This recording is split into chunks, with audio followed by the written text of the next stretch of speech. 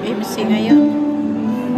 Ito mga kapatid, mag-start na tayo sa ating second service.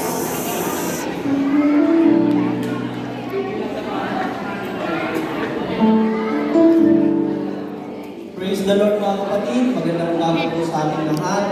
Amen. At inaanyayahan Sige, po ang bawat ha? kayo. Mayroon. May nakaupo. Dito ka na lang, sis. Amen.